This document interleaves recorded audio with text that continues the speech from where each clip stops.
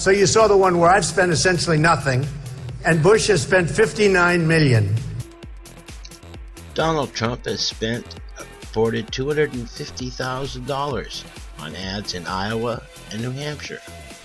Almost, but not quite, nothing. New Hampshire will always maintain its place if I win. Okay, just so you understand. You know, there's a big movement. There's a big movement to put you at the back of the pack or the middle of the pack, so it would no longer be the same thing. Ideas about changing New Hampshire's primary date were bandied about years ago, but there has been no recent big movement on the subject. And they go over walls, and you saw the ramp. They built a little ramp. The walls are high. They built a ramp. The trucks drive over the wall. They have Jeeps. They're loaded up with drugs. They drive over the wall. This was reported to have happened only twice, and both times ended in failure. The Jeep Wagoneer Trump was referring to is found teetering atop a 14-foot high, not low as he indicated with his hands, section of the wall. Video on YouTube for all to see. From self-funding, by the way. All these guys are taking money. They're all bloodsuckers. They're all taking money.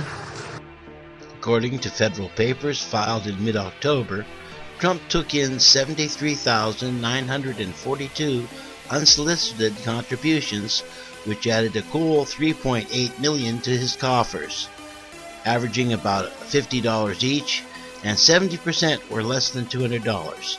So maybe he's not 100% self-funded.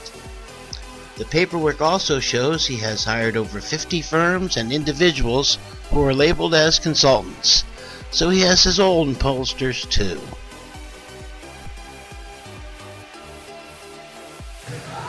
If Russia wants to bomb ISIS, excuse me, go ahead. The problem is Russia has not been bombing ISIS. They bomb rebel groups that are U.S. supported. This info comes from military sources and the groups themselves. Mr. Trump, as a cop candidate, you don't seem to know this. Russia is supporting Assad and is against the U.S. regime change, and you have it bass-ackwards. You look at what Obama's done with Iran. I mean, Iran is they're becoming a force. We gave them $150 billion. The USA gave no money to Iran.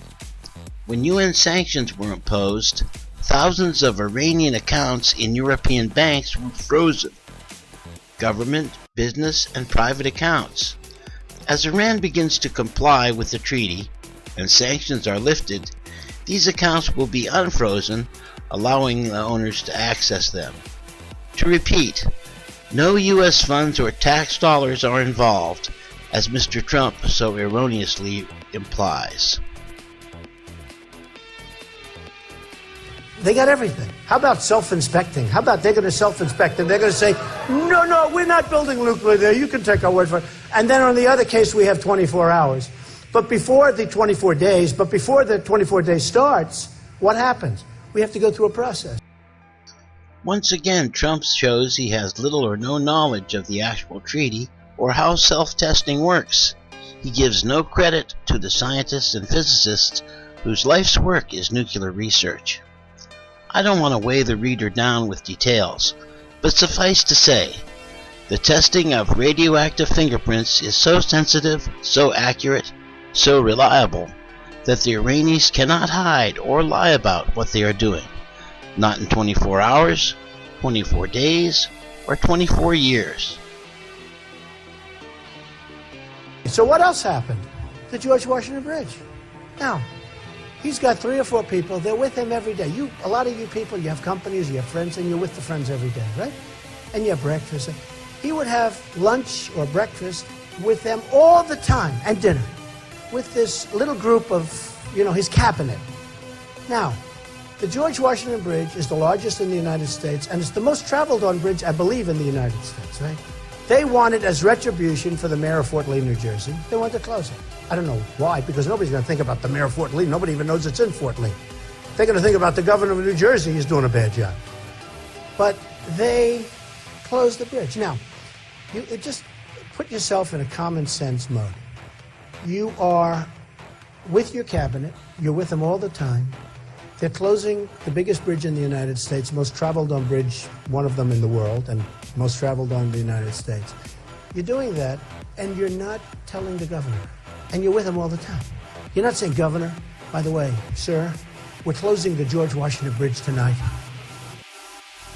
The bridge itself was never closed, but Donald Trump implies it was. Only 2 of 3 on-ramps for local access from the small town of Fort Lee were closed.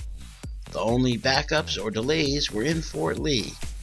This info is from Reuters, CBS, and several others. Or Google Bridgegate. So maybe Christie's staff didn't mention it to him after all. Paris and France have the toughest gun laws in the world, they say. Nobody has guns except the bad guys, okay? So they walk in with AK-47s, they walk in with all this stuff, and, they have it, they bring it in. It's not so hard to get it in if you don't mind breaking the law. They were the only ones with any weapons, and they had big weapons, powerful weapons. 130 people dead, many more are going to die. You have people that are hanging by a thread in hospital. As of the date of this speech, 12/28, only 6 of the wounded remain hospitalized, and they are expected to recover. So no one is hanging by a thread. And then I go into Paris. I said, okay, let's assume that we're in Paris and they're shooting us and everybody's standing there like, oh, please. And they're saying, you over here, boom. You over, this is what was happening. Come over here, boom, boom, boom, boom. Nobody could do anything. There are no accounts of people being shot execution style during the 11/13 attack in Paris. It was painfully obvious you didn't know what the triad was in the last debate.